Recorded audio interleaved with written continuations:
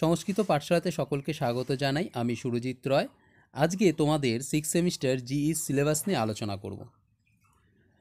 তোমরা যারা online class করতে চাও তারা আমাদের হোয়াটসঅ্যাপ নাম্বারে যোগাযোগ করতে পারো, অথবা আমাদের হোয়াটসঅ্যাপ নাম্বারে আমাদের হোয়াটসঅ্যাপ গ্রুপ আছে, সেই গ্রুপে তোমরা জয়েন হতে পারো। আর প্রত্যেক সেমিস্টার ফিস হচ্ছে 500 টাকা। তাই তোমরা দেরি না করে আমাদের এই হোয়াটসঅ্যাপ নাম্বারে আমাদের যোগাযোগ করো। আর এই ক্লাসটা শুরু হতে চলেছে মার্চ মাস থেকে। যাই হোক, দেখো তোমাদের সিলেবাসটা নিয়ে আজকে আলোচনা করছি। দেখো, প্রথমে থাকছে কি সেকশন এতে। সেকশন এতে থাকছে হচ্ছে বৈদিক সাহিত্য। সেকশন এতে থাকছে বৈদিক সাহিত্য। বৈদিক সাহিত্যের মধ্যে তোমাদের থাকছে ব্রাহ্মণ, সংহিতা, ব্রাহ্মণ, আরণ্যক এবং উপনিষদ এবং বেদাঙ্গ। ঠিক আছে, সংহিতা, ব্রাহ্মণ, আরণ্যক, উপনিষদ এবং বেদাঙ্গ, এই পাঁচটা খুব ইম্পর্টেন্ট, এটা তোমাদের থাকছে। এবং সংহিতার মধ্যে কি থাকছে দেখো, বলা আছে ঋগ্বেদ, যজুর্বেদ, সামবেদ এবং অথর্ববেদ, চারটে বেদেরই সংহিতা নিয়ে তোমাদের আলোচনা করতে হবে।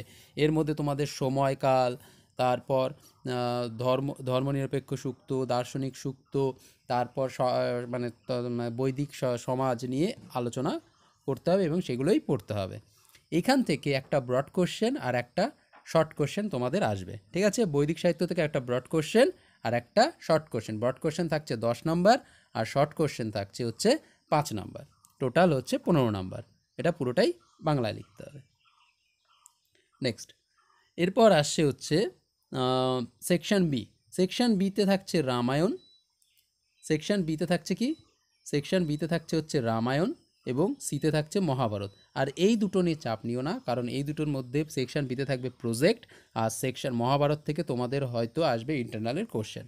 ঠিক আছে, তাই এটা পুরোপুরি কলেজের হাতে। তাই সেকশন বি আর সেকশন বি তোমাদের আপাততর জন্য বাদ। এরপর আসছে সেকশন ডি।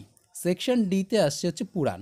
পুরাণ থেকে তোমাদের প্রশ্ন আসবে 5টা শর্ট কোশ্চেন 2 নাম্বারের, 5 দুগুণী 10, আর আসবে হচ্ছে 2টো ব্যাখ্যা বা 2টো পুরাণ বা বিভিন্ন অগ্নিপুরাণ, বিষ্ণু পুরাণ, এরকম পুরাণ দেবে তোমাদের, সেটা সংস্কৃতেই লিখতে হবে। ঠিক আছে, সংস্কৃত এবং দেবনাগরী হরফেই লিখতে হবে।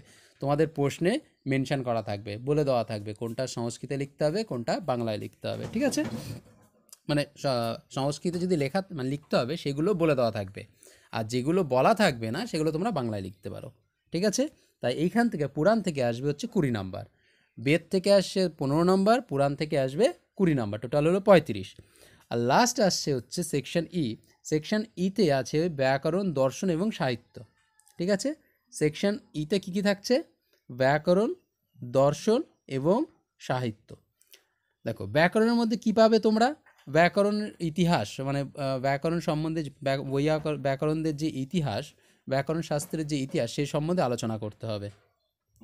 আর দর্শনের মধ্যে তোমরা কয়েকটা দর্শন তোমাদের পড়তে হবে। একটা হচ্ছে চার্বাক দর্শন, বৌদ্ধ দর্শন, জৈন দর্শন, সাংখ্যযোগ দর্শন, ন্যায় বৈশেষিক দর্শন, তারপরে মীমাংসা, অর্থাৎ পূর্ব মীমাংসা এবং উত্তর মীমাংসা, মানে 1 2 3 4 5 6 7 8 9, প্রায় 9টা দর্শন তোমাদের পড়তে হচ্ছে। ঠিক আছে, এই 9টা দর্শন থেকে তোমাদের প্রশ্ন কিন্তু আসবে। এখান থেকে আচ্ছা, আর একটা বাকি আছে সাহিত্য। সাহিত্যর মধ্যে তোমাদের পাচ্ছ হচ্ছে রস, অলঙ্কার, রীতি, ধ্বনি, বক্রোক্তি এবং এরকম ধরনের তোমাদের আসবে। ঠিক আছে, বক্রোক্তি, রসপ্রস্থান, রীতিপ্রস্থান ইত্যাদি বিষয় আস্তে আস্তে তোমরা যখন এইগুলো নিয়ে আলোচনা করব তখন তোমরা বুঝতে পারবে। এখন শুধু জেনে রাখো।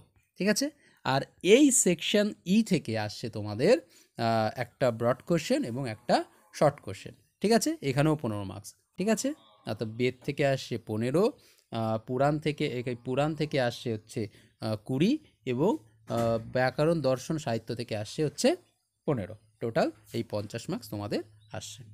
আশা করি বোঝা গেছে। কোথাও যদি কোনো সমস্যা থাকে অবশ্যই আমাকে কমেন্ট করে জানাতে পারো।